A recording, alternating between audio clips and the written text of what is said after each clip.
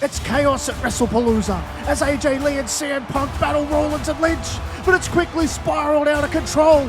And when that happens, it's always the Vision who arrives with the outnumber. And it gets incredibly dangerous, but not so much for Punk, but for his wife.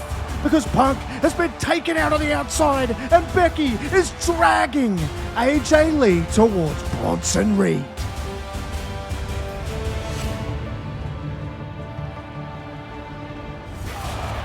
Reed is laced with a chair and knocked off the top rope.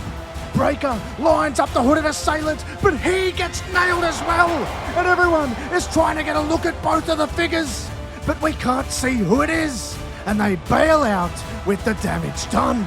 Punk gets back up and he lands a GTS on Rollins on the outside. And AJ locks in the Black Widow. And Becky very clearly taps out, even though the match has been abandoned. It's the perfect return for AJ, and she does it with her husband by her side. And CM Punk says, "You really thought we'd do this on our own? We got backup. You might have the vision, but we have the voices. So good luck holding on to those titles, because we're taking everything. And we're going to take all that gold home to Larry." Punk and AJ orchestrated the backup, but the question on everyone's mind is, who are they? Well, the Usos are asked backstage because they faced Bronson and Braun earlier in the show. But of course, it wasn't them, because as they point out, the two hooded figures were very different heights, and a lot of fans speculating that it's likely a man and a woman. Well, as we arrive on Raw, that speculation only grows because AJ and Punk are talking, and Punk is fuming. Punk wants to face Bronson Reed for wanting to tsunami his wife, and he gets that match locked in for Crown Jewel. But AJ Lee says Crown Jewel is also the perfect opportunity to start taking everything from them, and she wants Becky Lynch for the Intercontinental Championship. But as they walk off, we notice that Roxanne Perez has eyes on the pair, and Raquel Rodriguez is trying to get her to lock in on Judgment Day business, and it causes suspicion. However, they will be in a #1 contenders match for the Tag Team Championships later on in the night. But it's then we cut to the ring and it's Punk, and out of pure spite he's jumped Bronson Reed. It's rare we've seen him this fired up, but this is family, and he's seeing red. But very quickly, he's also seeing Braun Breaker spear him in half. And this, of course, is when Seth Rollins saunters out of the crowd and directs the traffic as usual. But these days, CM Punk doesn't roll alone, and there's an assailant in the ring again with a chair, and they destroy Bronson Reed and Braun Breaker. But they don't only roll in the ring, they roll up behind Seth Rollins and wipe him out as well, which alerts Breaker and Reed and causes them to escape the battle in the ring to chase off the other assailant for their leader. They're clearly under siege, and they are concerned because the Vision simply can't quite see them coming, but they can sure as hell hear their voice. They have no idea who they are, much less when they will show up. Well, speaking of showing up, it's Roxanne who shows up late to her entrance with Raquel, and it causes instant suspicion. Raquel isn't happy the entire match. She's constantly making sure Roxanne is locked in, and it actually costs them. Raquel makes a mistake and gets choked out, and they lose their chance to win back gold. And Raquel storms off in anger. And even though Roxanne totally denies doing anything wrong, it's clear her head might be somewhere else. But AJ Lee's isn't, because she shows up in Perth on SmackDown to sign the contract between her and Becky Lynch for an Intercontinental Championship match at Crown Jewel. And tensions are high. This has got real personal real quick, and the war of words very quickly becomes a war of fists. And it's of course Lynch who starts it all, and then drives her through a table as a direct message that the title is staying with her. Well, that championship match is official. It's Punk that might have a championship motive going into his match with Bronson Reed at that very show, Crown Jewel, because he treats this as his message to Seth Rollins. And all through the match, Punk is talking trash right down the barrel of the camera. And and he's telling Seth that he's going to take everything from him while running through the man that was willing to tsunami his wife. However, as always, Bronson Reed has backup. But this time, it's not the band Bron Breakker. It's a man Adam Pearce forgot to ban in Paul Heyman. And Heyman gets on the apron and punches CM Punk in the face. And it causes a DQ. But it becomes very apparent this was never about wins or losses. And Heyman, full of vitriol and hate, isn't done. And he demands that Reed goes to the top for a tsunami and destroys Punk's insides. But that, of course, brings out Punk's mysterious backup, and they walk towards the ring attempting to make the save, but they get split in half with a devastating spear from Bron Breakker, who has waited until after the match to come out to avoid sanction. And Heyman, now very smug, tells Breakker to unmask the hooded figure. He wants to see the perpetrator, and Breakker is more than happy to oblige. And he saunters over. He's going to reveal it to the world. But then Punk springs to life because they didn't fully take him out. And now he's brawling with Reed. And of course, Bron Breakker wants to get into the ring to help his friend. And it's manic chaos. And it's threatening to take over the whole show because Punk isn't going to relent. He's fighting for everything. He's fighting for his family. But this is when Adam Pearce storms out and starts screaming at everyone. And he says, "This doesn't end right now, Punk." AJ immediately loses her title match. And you, Bronze, your leader? Yeah, he's facing Cody Rhodes tonight, isn't he? A man he's never beaten. Well, he sure as hell won't beat him because he'll be immediately disqualified. The fight immediately breaks up, the ceasefire works, and the crowd loves it because it opens up the rest of the show for everything to run smoothly, including Becky versus AJ Lee, which is an emotional battle. The crowd is right behind AJ. They're desperate to see her claim her first championship since returning. And despite Becky trying to cut every corner in existence, the fans get to see it. And with no backup for Becky, AJ is just the better woman on the night and puts a beautiful button on her return. AJ gets her moment. But another moment arrives that isn't as beautiful because Seth Rollins faces Cody Rhodes in the now traditional champion versus champion mega match to close the show for the Crown Jewel title. And it gets ugly. They throw everything on the line. Rollins is desperate for his first win over Cody, and it shows.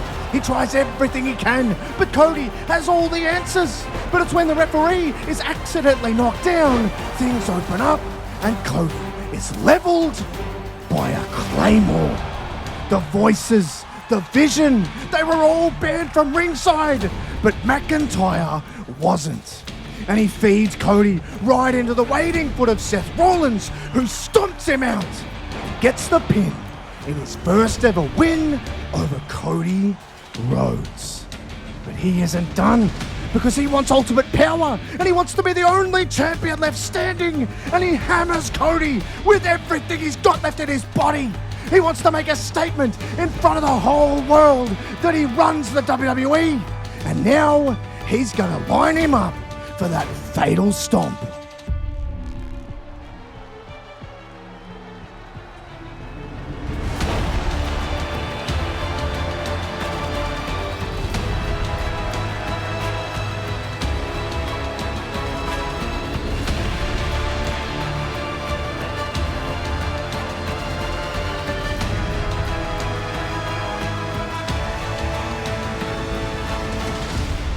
Do I have everybody's attention now? Well, I should, because I ain't waiting around anymore. I approached AJ, I approached Punk, and they took me in and they gave me everything I ever needed to take me to the next level. They gave me a voice, because we think the same, we want the same thing, and that is to take everything. So starting for me, that's gonna be with a championship of my own. Hey, Dominic Mysterio, listen to my voice. You're next, Poppy. Ricky Saints arrives and he's got a laser focus. But as we know, he's not the only one that's joining Punk and AJ, which is the topic of discussion amongst the now targeted Judgment Day. They want Roxanne to tell them straight up if she's the person under the hood. And she's getting grilled. But before she can answer, it's that man again, it's Ricky Saints, and he storms in and gets right in Dominic's face, and it threatens to explode. But it's then Raquel steps in and she says, "Hey Ricky, you want to send a message? How about you send a message to your little mommy? Tell her that Roxy wants a shot at her title. Isn't that right, Rox? It's gonna be you that silences these little voices before they can say another word, aren't you?" You can feel the tension. It's so awkward. But Roxanne once again denies that she has anything to do with it. But Saints takes the message on board and delivers it. But it's not just that message that's delivered, because Rollins is heading out for his promo and he gets ambushed by CM Punk. And it's clear that this issue is no closer to being resolved. Punk wants the proper match for the World Championship, but is he going too far? It's gone about as deeply personal as it gets. But with Rollins comes the Vision, and they hit the ring again to try and silence this voice, which of course you'd expect would bring out Saints. But he is down backstage after a clear sneak attack from Dominic, and he's clearly accepted that challenge. But the beatdown only intensifies in the ring because Rollins doesn't want Punk anywhere near WWE, let alone his title. And AJ, who is desperate to help her husband, comes out, but she gets blindsided by Raquel, who is also yelling at Roxanne to help. But once again, she's very hesitant. But there's chaos everywhere. The voices are being silent, and it really feels like something's gotta give. And perhaps it will, as AJ heads out for her first IC title defense against Roxanne Perez, who arrives with clear hesitation written all over her face. But if they want to own all the gold and take everything like Ricky Saints said, AJ will have to retain here. And the match is about to get underway when we hear the crowd noise start to rise. And it's all boos. Because of course, it's Becky Lynch. She's still bitter about losing the title, even though it felt like the end of their rivalry. But what is very interesting is it's Roxanne who throws Becky out of the ring and off AJ Lee. But it's not just in the ring. Dominic and Ricky Saints, who are set for their own IC title match at Survivor Series, almost clash, but end up saving it for the PLE. But then Raquel gets on the apron and she tries to get them both to leave with her. She's trying to tell Dominic and Roxanne to get the hell out of there. And while they both listen, Roxanne is still denying any involvement. But Raquel isn't buying it. She sees it as Roxanne failing a test. But is she right? Well, only time will tell.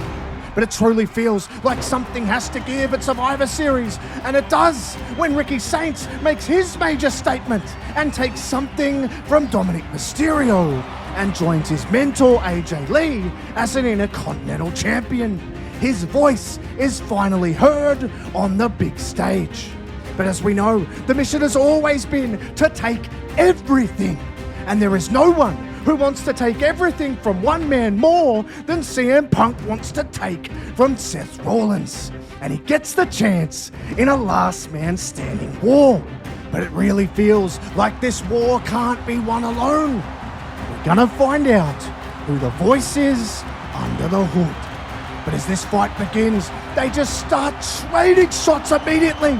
And it quickly dissolves into pure brutality when the weapons start flying and the violence rises to a point where even though it's a last man standing match, the referee is having second thoughts about everything.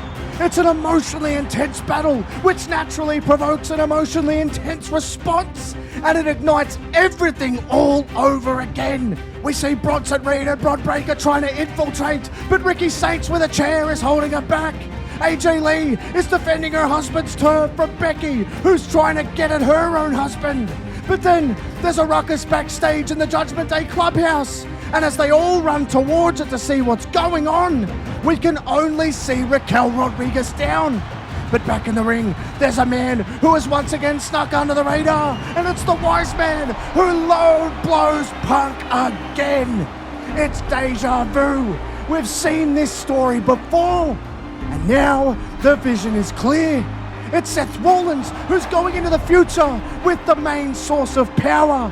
And now they're overrun completely. Becky has AJ and she's dragging her towards the ring. And in tow, after leaving Ricky Saints with Bron Breakker, is Bronson Reed.